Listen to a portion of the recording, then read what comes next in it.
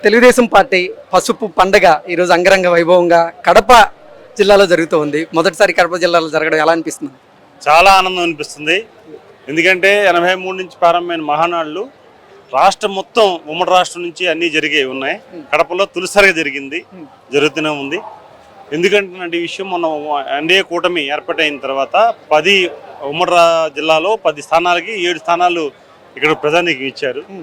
దాంట్లో దృష్టిలో పెట్టుకొని గౌరవ ముఖ్యమంత్రి గారు చంద్రబాబు నాయుడు గారు, యువ నాయకు నారా లోకేష్ గారి నిర్ణయంతో చాలా ఆనందం అనిపిస్తుంది. ఎందుకంటే కడప అంటే ఓ రకంగా ఏదో రాయలసీమలో ఒక భాగమైన ఫీలింగ్ ఉండేది కార్యకర్తలకి. ఇప్పుడు అందరూ వచ్చి రాష్ట్ర నలుమూల నుంచి తెలంగాణ, ఆంధ్రప్రదేశ్ కార్యకర్తలు, అండమాన్ కార్యకర్తలు, తెలుగు వాళ్ళందరూ వచ్చి కూడా ఇక్కడ రావడం ఒక పండగ వాతావరణం అయింది. చాలా ఆనందంగా ఉంది.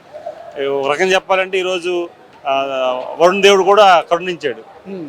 భారీ వర్షాలు ముప్పు గురవుతామని చెప్పి చాలా పరిస్థితి ఉండేది. ఈరోజు ఏమీ లేకుండా హాయిగా చల్లగా ప్రశాంతంగా మంచి ఆహ్లాదకరమైన వాతావరణం జరుగుతుంది. ఓకే అన్న, మహానాడులో భాగంగా మొదటి రోజు ఎన్నో తీర్మానాలు అయితే చేయడం జరిగింది, ప్రవేశపెట్టడం జరిగింది. రేపు ఒక కీలకమైనటువంటి తీర్మానం ప్రవేశపెట్టబోతున్నారని, అందులో భాగంగానే నారా లోకేష్ గారికి తెలుగుదేశం పార్టీ వర్కింగ్ ప్రెసిడెంట్గా ఒక కీలకమైనటువంటి బాధ్యత అప్పచెప్పబోతున్నారనేటువంటి ప్రచారం జరుగుతుంది. దాని మీద ఏమంటారన్న? అర్హుడండి. ఎందుకన్నానంటే ప్రతి సగటు కార్యకర్త గ్రామీణ ప్రాంతంలో తెలుగుదేశం పార్టీ జెండా మోసిన ప్రతి కార్యకర్త కూడా, నేను చెప్తుంటే నాకు ఒళ్ళు పులకరిస్తుంది. ఎందుకన్నానంటే భూమ్స్ కూడా వస్తున్నాయి. ఎందుకన్నానంటే యోగాలం పాదయాత్రతో ప్రూవ్ చేసుకున్న నాయకుడు. ఏదో ఎన్టీ రామారావుకి మనవడిగా, చంద్రబాబు నాయుడికి తనడిగా ప్రకటించాలని కేడర్ ఆలోచించట్లేదు. ఎందుకన్నానంటే విషయం ప్రూవ్ చేసుకున్న లీడర్గా తనని అవమానపరిచి, తనని ఇబ్బందులు పెట్టించి, తనని పాదయాత్ర చేయకుండా ఎన్నో ఇబ్బందులు పెట్టించినా కానీ అధిగమించి తెలుగుదేశం పార్టీకి కార్యకర్త గుండు చప్పుడు అయ్యాడు. ఆ గుండు చప్పుడు మాకు భరోసా 40-50 ఏళ్ళు తెలుగుదేశం తిరిగిలేదని ఒక గ్రౌండ్ రియాలిటీ, గ్రౌండ్ నుంచి వచ్చిన నినాదం అది. ఇప్పుడు సహజంగా ఏంటంటే పార్టీ నాయకుడి నుంచి ఎవరికైనా సహజంగా వారసుడికి చూసాం మనం, వారసత్వ రాజకీయాలు. జగన్మోహన్ రెడ్డిని చూసాం. జగన్మోహన్ రెడ్డి తండ్రి చనిపోతే వెంటనే కలర్ సొక్క తీసి వైట్ సొక్క వేసుకొని శవం దగ్గర సంతకాలు తీసుకున్న రోజులు మనం తెలుసుకోవాలి. కానీ ఈరోజు ఒక పార్టీ వ్యవస్థ 1 కోటి మంది సభ్యత్వాలు చేసిన నాయకుడు, 1 కోటి మంది హృదయాలు గెలుచుకున్న నాయకుడు.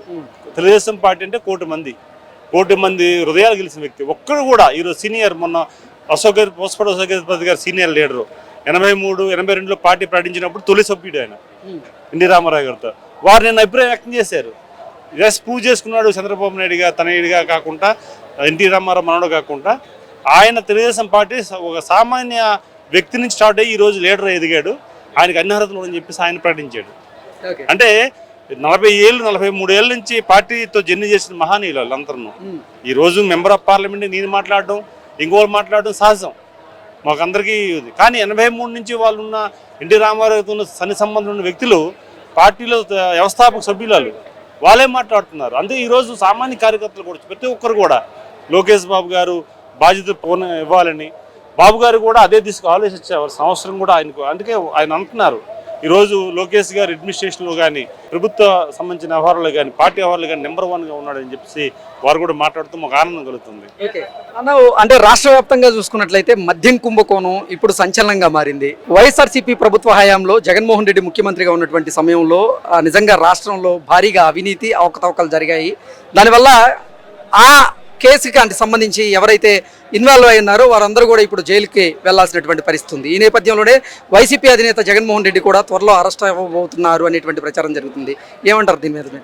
ఇప్పుడు చట్టానికి ఎవరు కూడా చుట్టం కాకపోయి చట్టం తన బంధం చేసుకోవద్దు ఫస్ట్ ఆఫ్ ఆల్. ఎందుకంటున్నానంటే ఈ విషయం చట్టాన్ని డాక్టర్ బిఆర్ అంబేద్కర్ గారు ఇచ్చిన చట్టాన్ని, రాజ్యాంగాన్ని ఉల్లంఘించి ఆయన అక్రమంగా మహానీయుడు చంద్రబాబు నాయుడు గారు ఒక మచ్చలేని నాయకుడు, ఈ భారతదేశంలోనే నెంబర్ 1 రాజకీయవేత్త, సామాజికవేత్త, అభివృద్ధి ప్రదాత, అలాంటి వ్యక్తినే అన్యాయంగా అరెస్ట్ చేసావు. నువ్వు 1000 తప్పులు చేసావు. నీ చరిత్ర ఉన్నంత వరకు, జీవితం ఉన్నంత వరకు సరిపోయిన తప్పులు చేసిన జగన్మోహన్ రెడ్డి అల్లని పెద్ద విచిత్రం ఏముంది? సహజం. బిఫోర్ వెళ్ళి వచ్చాడు కదా, అధికారం దుర్వినియోగం చేసుకుని తండ్రి అధికారాన్ని ఉంచుకొనే అక్రమాలు చేసి జైలుకి వెళ్ళాడు. ఆయనకి ఏం కొత్త ఏం కాదు అది. సో ఇప్పుడు పెద్ద ఇష్యూ కాదు. సహజంగా వాళ్ళకి ఎలాగుంటుంది మైండ్ సెట్ అంటే ఏముందిలా జైలుకి అని అంటుంది.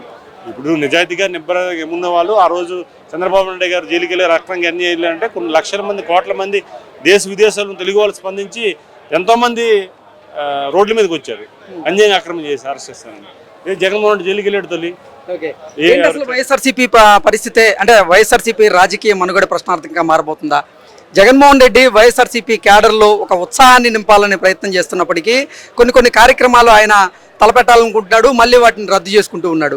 ఉదాహరణకు చెప్పాలంటే పొగాకు రైతులకి ఇప్పుడు కూటమి ప్రభుత్వం అన్యాయం చేస్తుంది, నేను వారికి న్యాయం చేసేలాగా పోరాడతానంటూ నేను రైతు బాట పడతాను అంటూ చెప్పినటువంటి జగన్మోహన్ రెడ్డి ఇప్పుడు మళ్ళీ దాన్ని రద్దు చేసుకున్నాడు ఆ కార్యక్రమాన్ని. ఏంటి నిజంగా జగన్మోహన్ రెడ్డి వన్నెలో వణుకు మొదలైందా? ఏం జరుగుతుంది అసలు వైఎస్ఆర్సీపీలో? ఖచ్చితంగా ఉనికి జరగవలసిందే, పడవలసిందే. ఇక్కడ ఉన్నది గతంలో చంద్రబాబు నాయుడు గారు, ఆయన తోడు లోకేష్ గారు వచ్చారు. ఖచ్చితంగా ఉనికి పుట్టవలసిందే. ఇక్కడ లెక్కలు వేరేగా ఉంటాయి. లోకేష్ గారి లెక్కలు చాలా పర్ఫెక్ట్గా ఉంటాయి. బాబు గారు ఎంత పర్ఫెక్ట్ ఉంటాయో అదనంగా ఇప్పుడు లోకేష్ గారు తోడయ్యారు. ఎన్డీఏ కూటమిలో ఈరోజు పవన్ కళ్యాణ్ గారు, అలాగే బీజేపీ అధిష్టానం, ఈరోజు ఎన్డీఏ కూటమి ఒక కలయిక, ఒక ఆత్మ బంధువులాగా ఈరోజు 3 పార్టీలు ఒక స్నేహపూర్వకంగా కేంద్రం నుంచి రాష్ట్రం వరకు ఒకే లైన్తో వెళ్ళి రాష్ట్ర ప్రయోజనాల కోసం ఈరోజు చంద్రబాబు నాయుడు గారు ముఖ్యమంత్రి చూడండి, ఢిల్లీ వస్తే 18 గంటలు ఆయన వర్క్ చేసి 18 గంటలు కూడా విరామం లేకుండా కేంద్ర మంత్రులు కలిసి, ప్రధానమంత్రిని కలిసి, అధికారులను కలిసి స్వయంగా ఆయనే ఫైల్ పట్టుకుని వెళ్ళి ఇదంతా సీనియర్ ముఖ్యమంత్రి. ఈరోజు మామూలుగా ఏదో ఒకసారి అయిన ముఖ్యమంత్రి, లేకపోతే నామకాయ ముఖ్యమంత్రి కాదు. ఈరోజు 4వ ముఖ్యమంత్రి ఆయన, భారతదేశంలో సీనియర్ ముఖ్యమంత్రి. అలాంటి వ్యక్తి ఈరోజు అడ్మినిస్ట్రేషన్లో అద్భుతంగా సృష్టిస్తుంటే వైకాపా ఎందుకు భయపడాలి? భయపడాల్సిన అవసరం కూడా ఉంది. ఏంటి మహానాడు తర్వాత జగన్మోహన్ రెడ్డి అరెస్ట్ ఖాయం అంటే ఏం చెప్తారు ఫైనల్ గా? ఇప్పుడు అరెస్ట్ అనేది కామన్ అండి. తప్పు చేసేవాడు ఎప్పుడైనా అక్కడికి వెళ్ళవలసిందే. అది జగన్మోహన్ రెడ్డి కొన్ని లక్షలు తప్పులు చేసినప్పుడు ఆయన వెళ్ళడాన్ని మీరు ఎందుకు ప్రశ్నార్థకం చేసుకోవాలి? అది కామన్, అది సహజంగా ఉంటుంది. అది ఎవరైనా చిన్నపిల్లడు మీరు నిద్రలు లేపించి అడిగినా సరే జగన్మోహన్ రెడ్డి జైలుకి వెళ్తాడని చెప్తాడు. ఎందుకంటే ఆయన తప్పులు చేసుకున్నాడు. లక్షలు 1-2 అంటే తప్పించుకోవడానికి వేరే లక్షలు చుట్టుముట్టాయి. ఈరోజు అధికారులు తప్పులు చేసిన అధికారులు వెళ్ళిపోతుంటే చేయించినవాడు ఎందుకు ఉంటాడు? ఖచ్చితంగా వెళ్ళవలసిందే. Thank you. Please subscribe to Leo news for more videos.